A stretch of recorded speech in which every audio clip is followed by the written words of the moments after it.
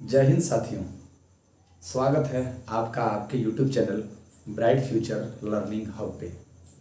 साथियों, आज का हम लोग का टॉपिक है पाकिस्तान। इसका अस्तित्व तो कैसे आता है, ये सारी चीज़ों के बारे में हम आज के अपने वीडियो में देखेंगे। जैसे कि पाकिस्तान का नाम किसने रखा और कैसे पड़ा ये नाम, और साथ ही साथ देखेंगे कांग्रेस का इसमें क्या योगदान रहा है पाकिस्तान के निर्माण में।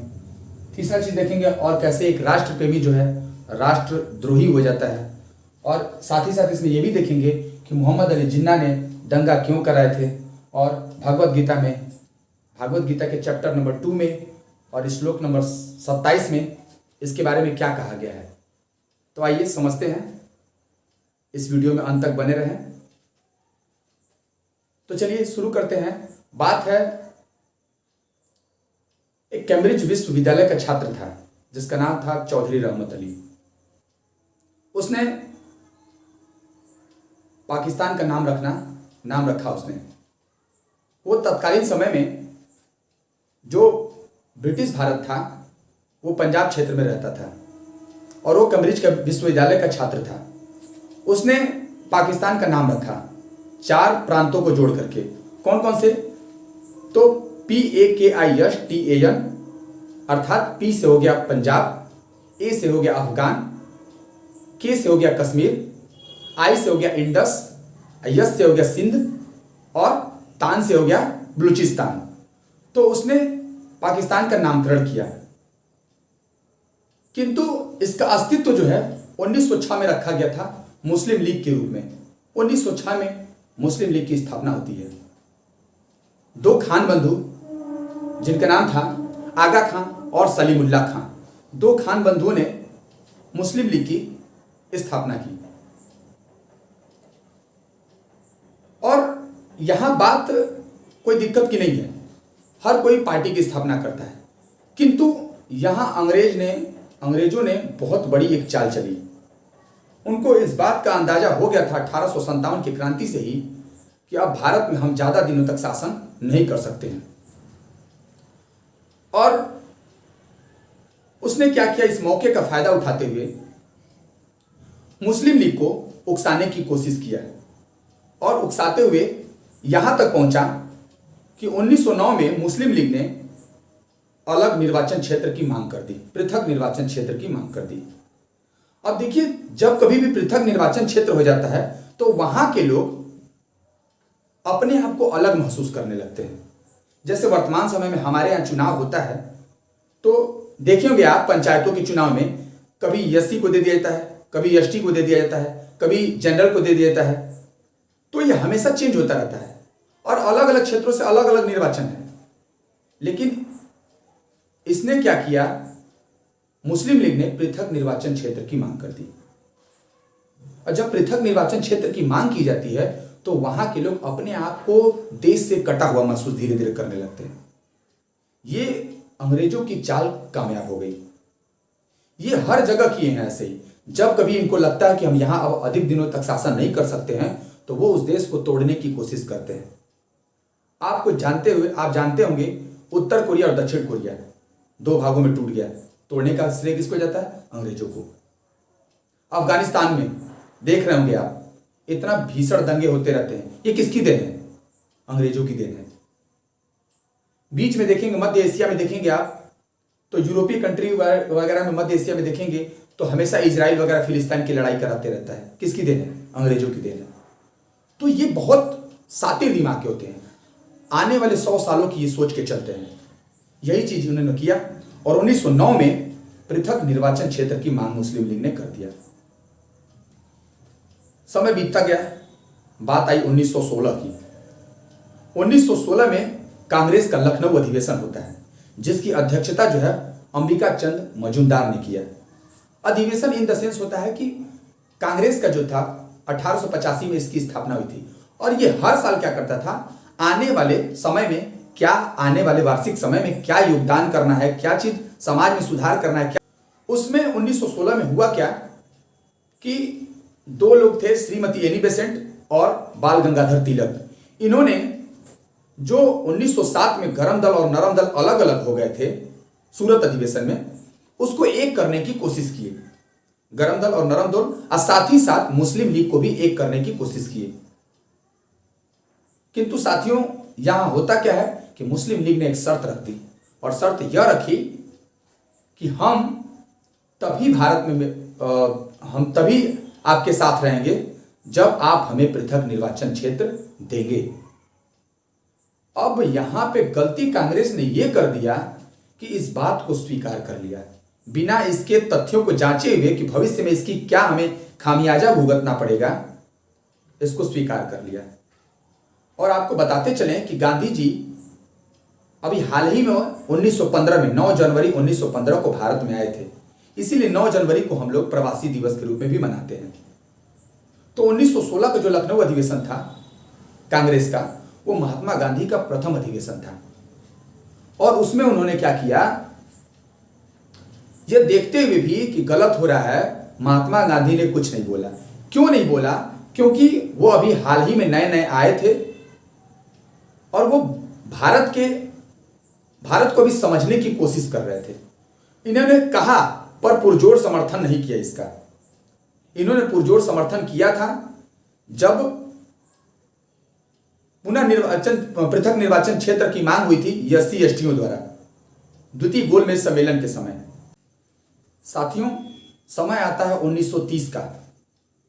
नाम है मोहम्मद इकबाल, जिसने देश के लिए गाया था, सारे जहां से अच्छा हिंदुस्तान हमारा, हम बुलबुलें हैं इसके, ये गुलसिता हमारा, मजहब नहीं सिखाता आपस में बैर रखना, हिंदी हैं हम, वतन है हिंदुस्तान हमारा, यूनान मिस्र रोमा सब मिट गए जहां से, अब तक मगर है बाकी नामो निशा हमारा, कुछ बात है कि हस्ती मिटती नहीं हमारी, सदियों रहा है दुश्मन दौरे जहां हमारा। ये इतना देशभक्ति वाला गीत गाने वाला मोहम्मद इकबाल मोहम्मद अली जिन्ना के संपर्क में आते ही ये देश विरोधी बातें करने लगा और अलग द्विराष्ट्र की मांग कर दिया। इसने अलग इन्होंने द्विराष्ट्र की मांग कर दी। अब देश में है धीरे धीरे यह आसार लगने लगा था कि अलग राष्ट्र का निर्माण अब होगा। बात आती है 1937 की, तो भारत शासन अधिनियम 1935 के तहत भारत में आम चुनाव होते हैं, जिसमें कांग्रेस को 7 सीटें जीत करके आती हैं और मुस्लिम लीग महज 2 सीटें। यहाँ पे कांग्रेस का में दबदबा शुरू होने लगा था और मुस्लिम लीग का दबदबा धीरे धीरे कम होने लगा था। इस बात का अंदाजा मोहम्मद अली जिन्ना को हो चुका था कि मेरा अस्तित्व तो धीरे धीरे खत्म हो रहा है। असल में ये मोहम्मद अली जिन्ना बहुत ज़्यादा नफरत करता था गांधी जी से और जवाहरलाल नेहरू से। इसके पीछे कारण ये है कि महात्मा गांधी जो है एक सीनियर वकील थे और उसके बाद अगर देश में कोई सीनियर वकील था तो उस समय मोहम्मद अली जिन्ना था। किंतु मोहम्मद अली जिन्ना से भी ज़्यादा अगर किसी को इज्जत मिलता था तो वो थे हमारे देश के प्रथम प्रधानमंत्री, जिनका नाम था पंडित जवाहरलाल नेहरू। तो पंडित जवाहरलाल नेहरू को मोहम्मद अली जिन्ना से भारत में ज़्यादा तवज्जो मिलती थी, जिससे वो बहुत ज़्यादा नफरत करता था। तो उसने 1940 में अब मुस्लिम लीग का एक लाहौर अधिवेशन होता है। उस लाहौर अधिवेशन में मोहम्मद अली जिन्ना ने अलग पृथक राष्ट्र का पुरजोर समर्थन कर दिया कि हमें अब पृथक राष्ट्र चाहिए ही चाहिए। हालांकि ये जो कल्पना किया था चौधरी रहमत अली ने, ठीक है, पहली बार मांग किया था मोहम्मद इकबाल ने, किंतु इसका समर्थन कर दिया था 1940 में मुस्लिम लीग के लाहौर अधिवेशन में मोहम्मद अली जिन्ना ने। अब यहाँ होता है कि द्वितीय विश्व युद्ध शुरू हो जाता है इसी बीच, और अंग्रेजों ने बिना पूछे भारतीयों से उसने 3 लाख सैनिकों को द्वितीय विश्व युद्ध में अंग्रेज की तरफ से लड़ने के लिए शामिल कर दिया। इसका जो है बहुत ज़्यादा विरोध हुआ भारत में। कांग्रेस ने इसका बहुत विरोध किया और वायसराय की सदस्यता से इन्होंने इस्तीफा दे दिया। ये समय है 22 दिसंबर 1939 का। 22 दिसंबर 1939 में कांग्रेस ने वायसराय की पदवी से इस्तीफा दे दिया। जितनी भी सीटें जीती थी उससे इस्तीफा दे दिया। सोचिए, यहां पे मुस्लिम लीग ने इसको मुक्ति दिवस के रूप में मनाया। 22 दिसंबर 1939 को इसने मुक्ति दिवस के रूप में मनाया। सोचिए, जो देश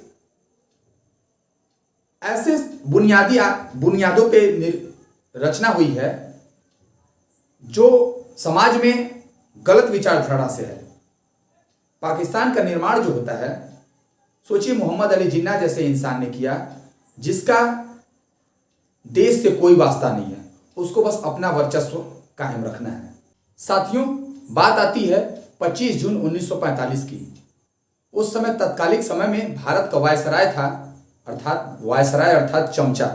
भारत का वायसराय था लॉर्ड वेवेल। उसने शिमला में 22 प्रतिनिधियों का एक सम्मेलन बुलाया, जिसे हम शिमला सम्मेलन के नाम से जानते हैं। अच्छा, आपको एक बात और बता दें, यह शिमला सम्मेलन है, एक शिमला समझौता हुआ था बांग्लादेश के मुद्दे पर भारत और पाकिस्तान का। ठीक है, तो यह है शिमला सम्मेलन, लॉर्ड वेवेल ने बुलाया। इसमें मुख्यतः 3 बातें रखी गई थी, शर्त 3 था। पहला शर्त यह था, इसमें बातें ये थी कि वायसराय के 14 सदस्यीय परिषद में वायसराय और सेनापति का पद छोड़ करके शेष जो 12 पद होंगे, 14 सदस्यों में से 12 सदस्य जो हैं वो भारतीय होंगे, जिनमें से दूसरा है कि 6 सदस्य मुस्लिम के होंगे और 6 सदस्य भारतीय होंगे। और तीसरी बात यह रखी गई थी कि सेकेंड वर्ल्ड वॉर के बाद भारतीय जो है अपना खुद का संविधान बनाएंगे।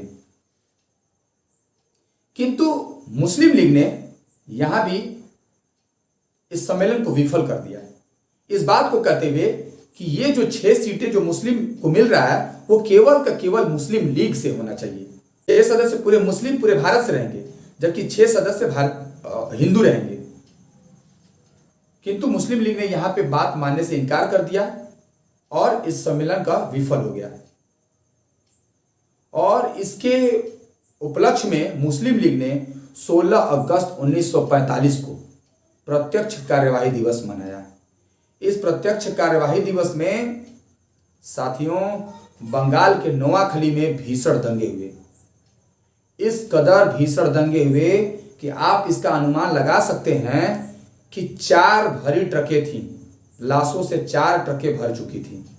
इतने भीषण दंगा मोहम्मद अली जिन्ना की अध्यक्षता में हुई और बंगाल में त्राही त्राही मच गया था। और एकमात्र भारतीय थे, सब लोग वहां जाने से डर रहे थे, और एकमात्र भारतीय थे गांधी जी, जिन्होंने वहां गया और उस दंगे को शांत किया। तब अंग्रेजों ने उन्हें कहा 1 मैन ऑफ आर्मी। एकमात्र भारतीय थे जिन्होंने उस दंगे को शांत कराया। और साथियों आपको ये भी बता दें, ये पाकिस्तान का अस्तित्व तो बहुत दिनों तक रहने वाला नहीं है। समय आती है 15 अगस्त 1947 से एक दिन पहले, अर्थात 14 अगस्त 1947 को मजबूर में पाकिस्तान को एक पृथक राष्ट्र बनाना पड़ा। और साथियों ये बहुत दिनों तक चलने वाला नहीं है पाकिस्तान। आपको बता दें कि भगवत गीता में साफ साफ लिखा गया है, जातस्य ही ध्रुवो मृत्यु ध्रुवम जन्म मृतस्य च तस्माद परिहार्यार्थे न त्वं स्वचित तुमर्हसि। अर्थात जातस्य ही ध्रुवो मृत्यु ध्रुवम जन्म मृतस्य च, अर्थात कि जिसका जन्म होता है उसका मरण पक्का निश्चित होता है, और जिसका जन्म होता है उसका मृत्यु भी होता है, और जिसकी मृत्यु होती है वह उसकी संभावना भी होती है पुनर्जन्म लेने की। और दूसरी लाइन है तस्माद परिहार्थे न त्वं स्वचित तुमर्हसि। तो हे पार्थ, तुम व्यर्थ में चिंता क्यों कर रहे हो? यही चीज है कि पाकिस्तान का जन्म हुआ था 14 अगस्त 1947 को, और एक न एक दिन भारत में इसे मिलना ही है। और मैं उन मूर्खों को बता देना चाहता हूं जो कहते हैं कि भारत की खोज हुई थी। अरे मूर्खों, भारत की खोज नहीं, भारत के रास्तों की खोज 1498 में वास्को डी गामा ने किया था, उत्तरी अटलांटिक होते हुए, दक्षिणी अटलांटिक होते हुए ये दक्षिण भारत के दक्षिणी हिस्से में केप ऑफ, जिसका नाम है केप ऑफ गुड होप, वहां पे आया था। और गुजरातियों की मदद से, जो वहां पे व्यापारी रहे थे, गुजराती व्यापारी, उनकी मदद से फिर भारत आता है, जहां पे केरल के राजा जामोरी ने उसका स्वागत किया था। तो भारत की खोज नहीं, भारत के रास्तों की खोज हुई थी। और उनको भी बताना चाहता हूं जो अपने पाकिस्तान की तुलना भारत से करते हैं, तो भारत की कभी भी तुलना नहीं की जा सकती है। जहां पे बताइए कि 80 सीसी के बाइक को अपना टॉप मॉडल समझते हैं और भारत से तुलना करते हैं। अरे भारत चांद पे पहुंच चुका है और आप अपने झंडे में चांद ढूंढते हो। मुझे तो हंसी आती है कि एक मैंने रील्स देखा था, उसमें बताया जा रहा था, न्यूज एंकर था, उसमें पूछा कि आपके बताइए पाकिस्तान में क्या क्या है। भारत बताइए आपका पड़ोसी मुल्क जो है चांद पे पहुंच गया, और आप कहता है कि क्या दिक्कत है, क्या वो चीज है जो चांद पे जो मेरे पास नहीं है। तो बोले मतलब समझे नहीं। तो बोला कि बताइए चांद पे बिजली है? बोलता नहीं, मेरे यहाँ भी बिजली नहीं आती है। बताइए चांद पे रास्ते हैं? नहीं, मेरे यहाँ भी बढ़िया रास्ते नहीं है, उबड़ खाबड़ है। तो मुझे तो हंसी आती है जो तुलना करते हैं पाकिस्तान की भारत से। तो भारत की कभी भी तुलना नहीं की जा सकती है। और कश्मीर की आलाप लगाना छोड़ो, क्योंकि कश्मीर तो छोड़ो, 10 से 15 सालों में पाकिस्तान पूरा का पूरा खुद ही भारत में मिलने वाला है, क्योंकि वो भारत का हिस्सा था, भारत का हिस्सा है और भारत का हिस्सा रहेगा। जय हिंद। आपको अगर वीडियो अच्छा लगा है तो प्लीज लाइक करें और सब्सक्राइब करें। धन्यवाद।